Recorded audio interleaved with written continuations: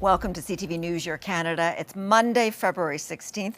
We'll bring you profiles of fascinating Canadians and stories about your community. Thanks for watching. 2 medals in 3 days. It's been quite the week for Moncton speedskater Courtney Sarault at the Milano Cortina Olympic Winter Games. I feel so grateful. It feels unbelievable. I feel a little bit tired today, but if I'm being completely honest. It's just as special for her family. I think we're kind of in shock a little bit and really happy for her, obviously. Each night we're just kind of like, what just happened? What just happened? We have to watch the replays. The short track speed skater won a bronze medal on Thursday in the women's 500 meters. On Tuesday, she helped Canada win silver in the mixed relay.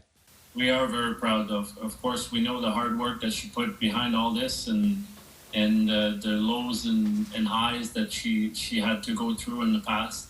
Her older brother, not surprised. I know what she's capable of, and I have full confidence in her, and I expect more to be coming. No pressure.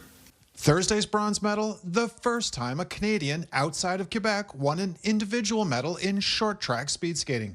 I guess it's just being from a small province. It doesn't limit your dreams. At 7, she became known as the Pink Suit Girl.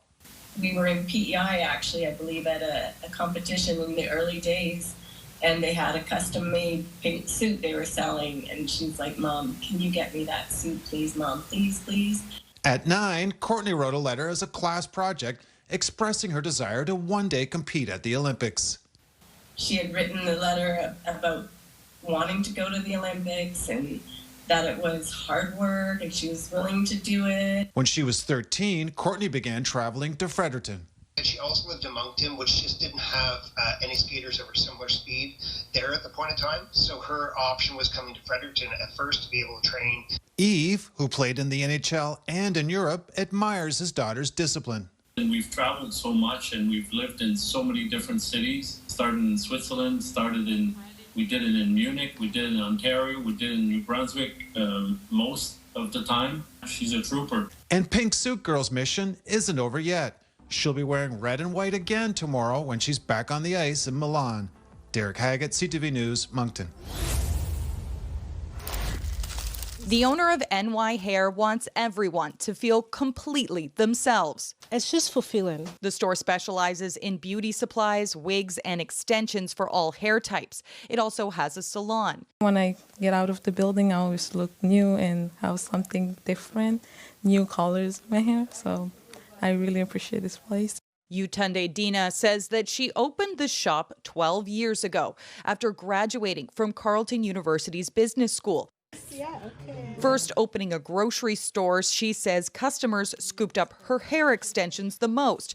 So after finding a market for it, she says she sold the grocery store and focused on hair care and her customers. I feel like I was really born to do this. So you get to communicate with them and know their style and actually order what they want. And so when they come and you're like, hey, I got you this. Customers say this is a space where they can find things to express themselves. I took some photo shoot and they just turned out very well, just because of the product. Ingrid Luster says she found this place after moving from Burkina Faso and says braids are important in her culture. It feels amazing. You know, sometimes when you leave your country, you feel like you left a lot behind and your own identity to fit in something new. But having a store that represents or bring choices that are from your different countries or from your own country makes you feel like, oh my God, they care about me. There is somebody here who understands how I feel. And Dina says she sells products for every hair type. Many of her customers are those living with alopecia or cancer. And we'll do our best to find something that you like and hope you leave your elevator feeling better than you did when you walked in. After battling everything as a business owner from the pandemic to tariffs, today Dina is expanding, reaching a goal of moving into a larger space in Bell's Corners. I just feel like the sky is just the starting point. Kimberly Johnson, CTV News.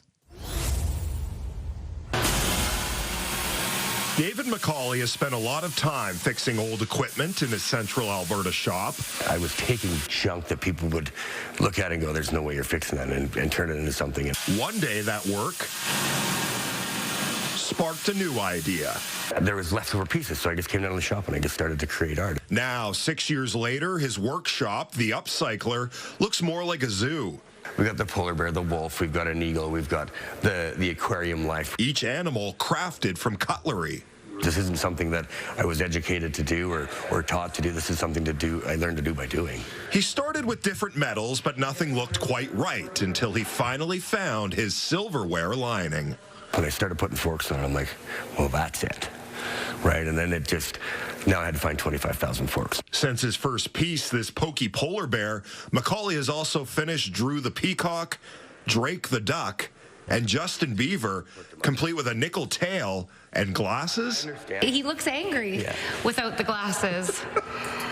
And now he just looks like a smart beaver. Lorraine Birkin is one of the half a dozen people working at the Upcycler. We're always trying to outsource and just keep whatever we can out of the landfill. Although she and Macaulay say it never really feels like work. When you have fun in life, you don't feel like you work, you're doing something right. I get to fork around every day. Macaulay is always traveling around Alberta looking for different metal materials to work with. His art is becoming so popular, people are now mailing him utensils. This package just arrived from Ontario. People have sent them from Germany, from the Netherlands. And they're not just utilizing utensils. We want your propane tanks.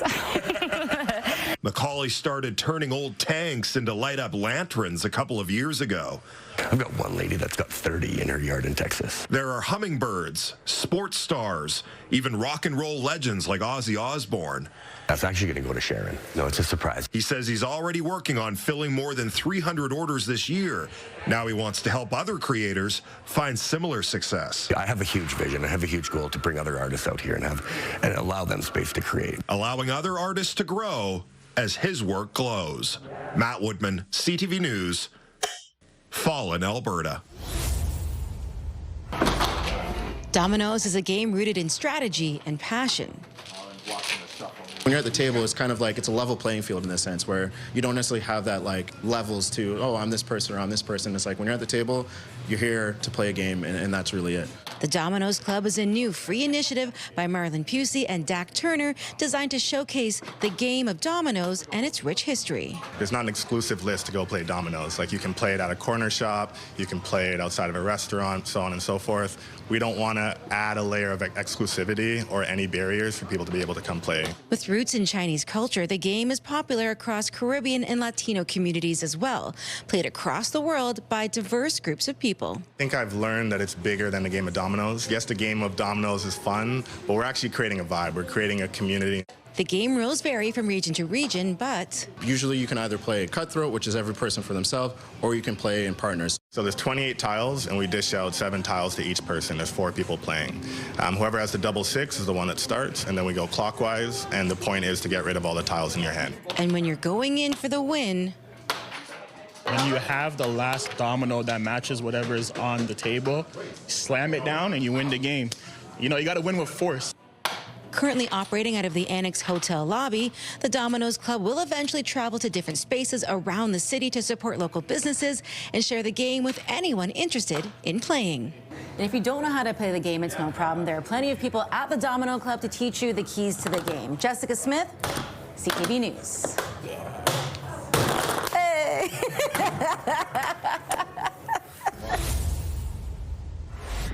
For nearly 7 years, Londoners have followed the tragic story of Tristan Roby and the never-ending care provided by his mother, Abby. You're my hero, buddy. I love you.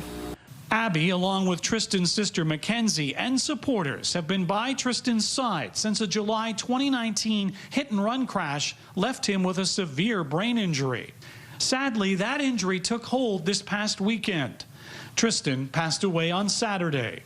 A funeral was held out of the public eye Thursday morning. However, the family still wishes to express their appreciation for the emotional and financial support Tristan has received over the years. With their support and their prayers, that it enabled him to touch so many people. Tristan's memorial focused on the life he lived more than the life shattered that day in 2019. The man convicted in relation to the crash continues to fight for an appeal of his 4.5-year sentence.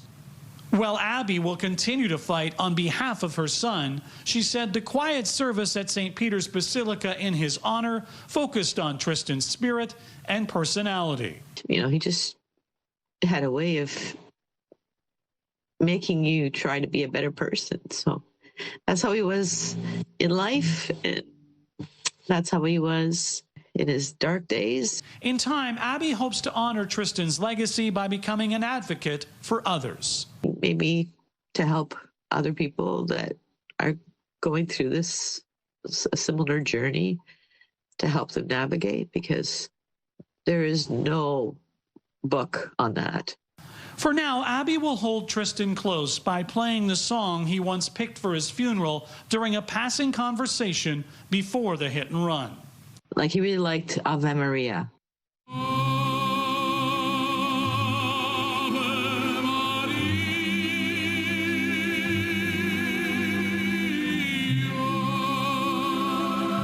And he heard it one day and he came upstairs and he said, I really love this song. I'm going to play it for you. This is what I want to be played at my funeral.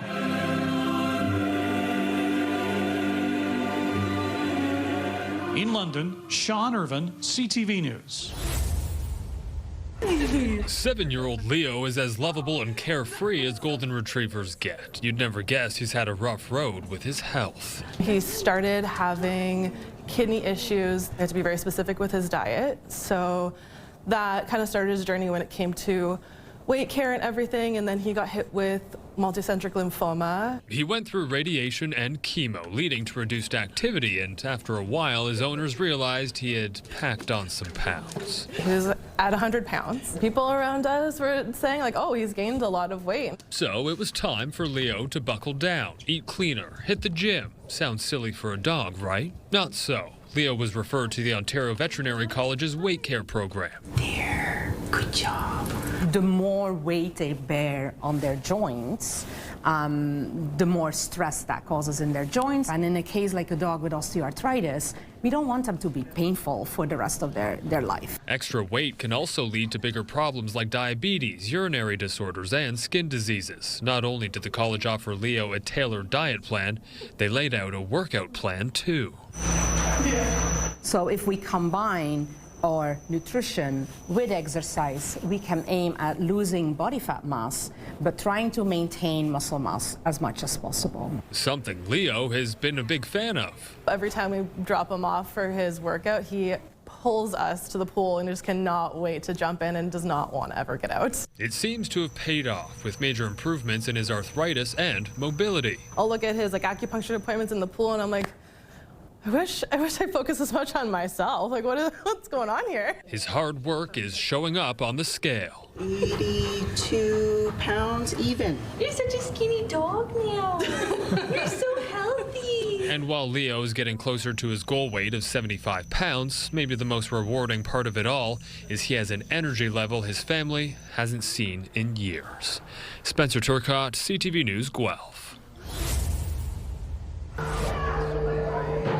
Pino Zappola explores his favorite element from Phenomena. The owner of Extra Museum traveled from Italy to Sudbury to bring Science North's latest exhibit to life. It is highly interactive, which we know our visitors love, and it's a little bit different than exhibits that we brought here in the past. And so we wanted to give our visitors not just something that would get their minds going, but their bodies too. So everything in this exhibit is hands-on. They're going to get to experience all kinds of different illusions, and we hope that it ignites their curiosity for the rest of their visit at Science North. From the Ames Room to the Mirror Maze, visitors can explore more than 20 illusions through hands-on encounters and mind-shifting moments. Visitors will discover how the principles of science can transform into sensations of wonder and surprise. It's talking about how your perception may be fooled by these different exhibits, and explains how that works and how your brain works in order to interpret certain data that your eyes, ears, and other senses may be sending you. I mean, it's really cool. Really trippy, like the mirrors I would like go right into, and I mean, I think it's like the coolest thing at Science North. I wasn't expecting it. There was a lot of cool things. One of my favorite things were the mirror maze and the upside down room I thought was really cool. Open just in time for Family Day and March break, the exhibit will see tens of thousands of visitors between now and April 30th. Lindsay Alick, CTV News, Sudbury. John Morris is a two-time Olympic gold medalist, and he'll be one of the athletes at Winsport this weekend for Team Canada FanFest. We got FanFest going on this weekend, really family-friendly free event here at Winsport, Saturday and Sunday from 9 to 5. It's your time to bring out your family, have your kids have their first attempt at playing a winter Olympic sport. We got biathlon, we got luge, we got bobsled, we got speed skating, we got Alpine Canada here, and of course we got curling. Hockey Canada and Skate Canada will also be there. Workers were busy putting the finishing touches on FanFest on Friday, and who knows, maybe a future Olympian will be trying out one of these sports. The Olympic spirit is something that, it's one thing that brings everyone together. And it's such a special moment, memory for me. And I think that, we really want to share that. And if we can spark that next generation to try a sport or to try something or to live out their Olympic dream, we've accomplished something, and that's what we're trying to do. Morris will be joined by many other Olympians at FanFest, a chance for fans to meet their heroes. If you watch the Olympics over the last 10 years and you got some favorite Olympians, there's a good chance they're going to be here this weekend, signing autographs, and just maybe you might be able to try that Olympic sport with them, because there's going to be lots of different representatives from every sport. Morris says athletes are super focused when they're competing at the Olympics, but they hear and see what's going on back home, and it motivates them even more. We love hearing from back home, and we can really feel that, and it inspires us. It inspires us as athletes who want to try harder and just go that extra mile to bring home a medal for Canada. For Aline, the math doesn't work without that check. The single mother arrived from Angola in 2022 as an asylum seeker. Her 7-year-old son has autism and is nonverbal. She says without the $413 a month from a provincial program for asylum seekers, she won't be able to keep her son in school. Province-wide, more than 200 families will be affected when the program ends on March 1st. Pediatrician Julie Nadeau-Lessard says for these families, there is no direct substitute. It might lead families to go to work instead of being able to attend the medical appointment because they have to make a choice. They have to be able to pay for housing or for food, and so that could have long-term impact on their kids' development. She warns those trade-offs can delay care and hurt development. Often they're coming from places where access to care was limited or delayed due to conflicts, and now we're putting them at risk of additional delays, even in a society that's rich like ours. Opposition MNAs are also speaking out. The same government, the CAQ government, gave $7.5 million to the Los Angeles Kings. So when we're talking about priority, I think that the government here is totally wrong, and it's a shame. It is not the asylum seekers that are creating a burden in our financial system. It's the CAQ that is managing our funds in an irresponsible way. A health ministry spokesperson says the allowance was not in line with the guidelines initially established for the program, adding that no other province or territory offers a similar financial benefit. Advocates dispute that. He says Ontario provides more than $600 a month. As the deadline approaches, Aline is trying to move forward. She just completed her francisation course, and after a 2-year court battle, she now has a work permit. Holding on to hope that the government will reconsider. Laurence Brisson-Dubreuil, CTV News. On June 17, 1961, Dawn and Berva Pierce said "I do" at the Broadway United Church. 65 years later, after many twists and turns, the two are still happily married, sticking side by side. When they met, their love got off to a quick start, with Dawn proposing to Berva after 2 months of being together. I just thought we're getting along so good and everything, and surely she'll marry me. They would officially marry 2 years later after Berva finished her nursing training and Dawn nearly completed their home. It is here that they would stay for the next 40 years, raising a family and working outside. At the beginning, the idea of being together for decades upon decades was not much of a thought. I was hoping for a long marriage, but, never dreamt it'd be that long. When my mom and dad celebrated their 25th anniversary, I figured they're completely over the hill.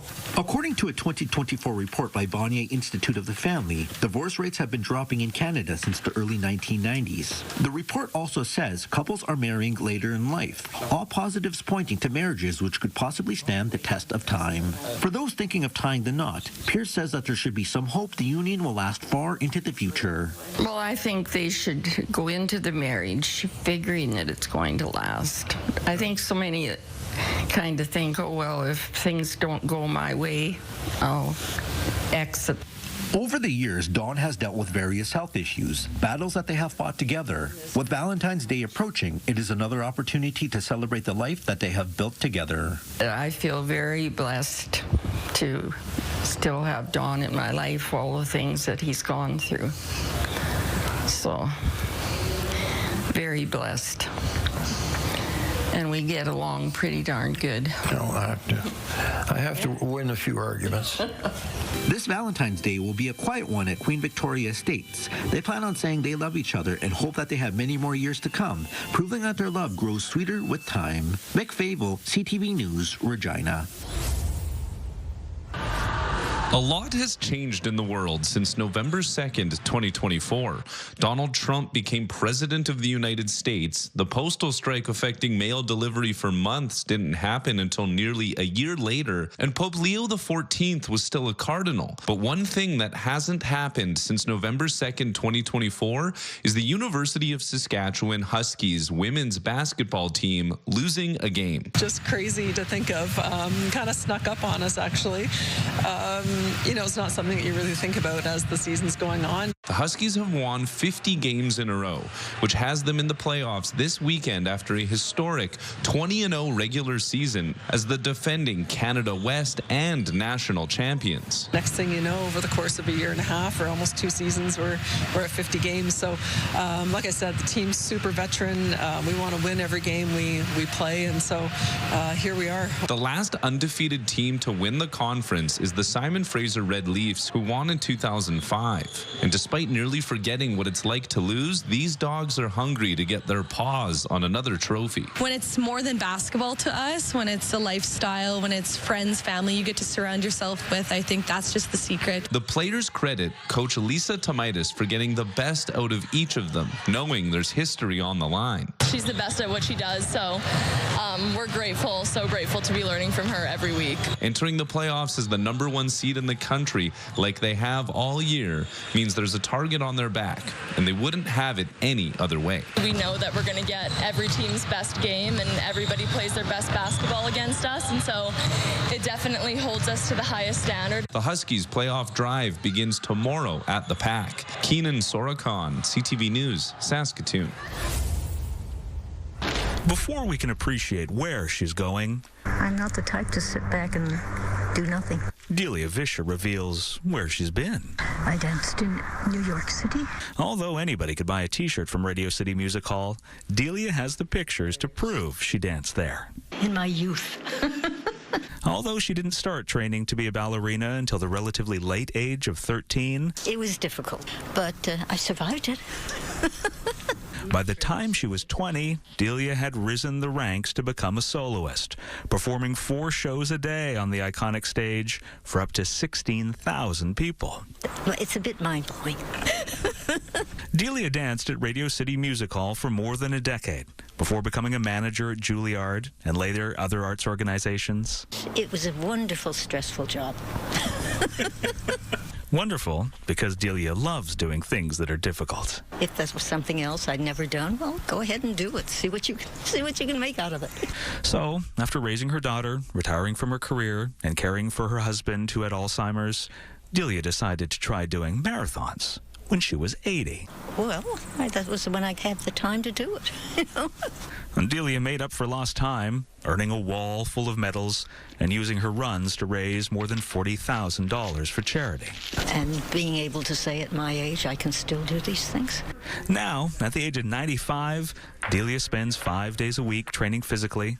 During the other 2, her focus is more mental, taking university courses online and connecting with people of all ages in person. So that I can kind of keep up with what the different generations feel about life today. And what Dileia has learned is the most important thing in life?